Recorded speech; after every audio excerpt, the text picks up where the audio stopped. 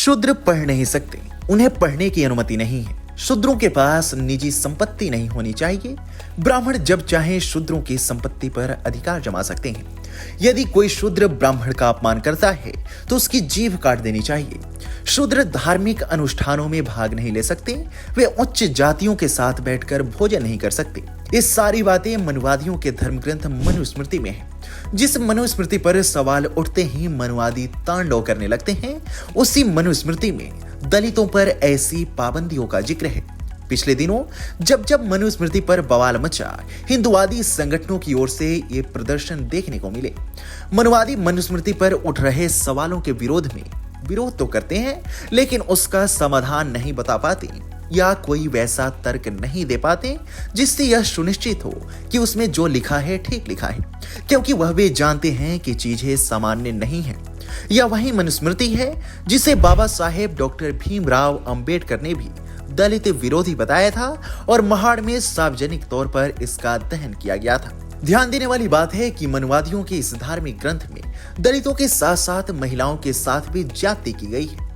मनुस्मृति के 5वें अध्याय का 148वां श्लोक कहता है, एक लड़की को पहले पिता, फिर पति और उसके बाद अपने बच्चों की दया पर निर्भर रहना चाहिए। किसी भी स्थिति में एक महिला आजाद नहीं हो सकती। वहीं मनुस्मृति का 15वां नियम कहता है कि महिलाओं का पुरुषों के प्रति चाहत, महिलाओं का जल्दी बदलने वाला मन और स्वाभाविक हृदयहीनता की वजह से वह अपने पति के प्रति धोखेबाज हो सकती हैं। ऐसे में उन्हें बहुत संभाल कर या फिर बहुत निगरानी में रखना चाहिए। मनुस्मृति का यह नियम महिलाओं को अघोषित रूप से वैश्या बताता है। मनुस्मृति में ऐसी तमाम चीजें हैं जो इसे विवादित बनाती हैं। मनुस्मृति में समाज को 4 वर्णों में विभाजित किया गया है। ब्राह्मण, जिन्हें शिक्षा और ज्ञान का संरक्षक बताया गया है। क्षत्रिय, जिन्हें शासन और सुरक्षा के लिए जिम्मेदार बताया गया। वैश्य, जिन्हें व्यापार और कृषि में संलग्न बताया गया, और शूद्रों को सेवा करने के लिए बाध्य बताया गया। आज की आधुनिक समाज में जहां संविधान सभी को समानता का अधिकार देता है, मनुस्मृति में लिखी गई बातें सामाजिक विभाजन को बढ़ावा देती हुई प्रतीत होती हैं। मनुस्मृति में वर्ण व्यवस्था जन्म आधारित बताई गई है, जबकि ऐसा बिल्कुल नहीं था। मनुस्मृति लिखे जाने के करीब 200 से 300 साल पहले मौर्य साम्राज्य के काल में मेगस्थनीज द्वारा लिखी गई पुस्तक इंडिका में 7 वर्णों का जिक्र है जो कर्म आधारित हैं। ये चाणक्य के समकालीन थे। उसी दौर में चाणक्य ने भी अपनी पुस्तक अर्थशास्त्र लिखी, जिसमें 4 वर्णों का जिक्र है और वे चारों वर्ण कर्म आधारित ही हैं।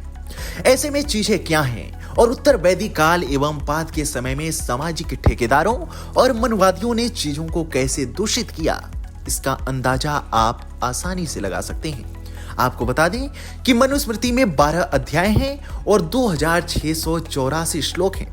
मनुस्मृति के इन अध्यायों में कई जगहों पर संस्थागत जातिवाद और अस्पृश्यता, पितृसत्तात्मकता और लिंगवादी मानदंड, ब्राह्मणवादी वर्चस्व, मानव अधिकारों और गरिमा का अभाव जैसी तमाम चीजें देखी गई हैं।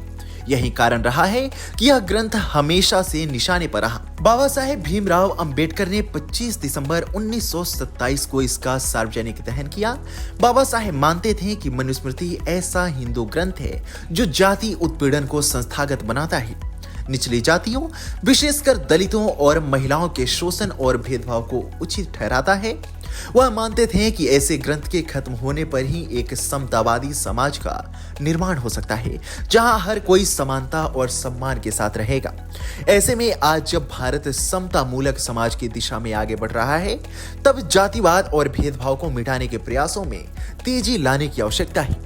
मनुस्मृति के विचारों को समझना और उनकी प्रासंगिकता को चुनौती देना समानता और न्याय की ओर एक महत्वपूर्ण कदम साबित हो सकता है।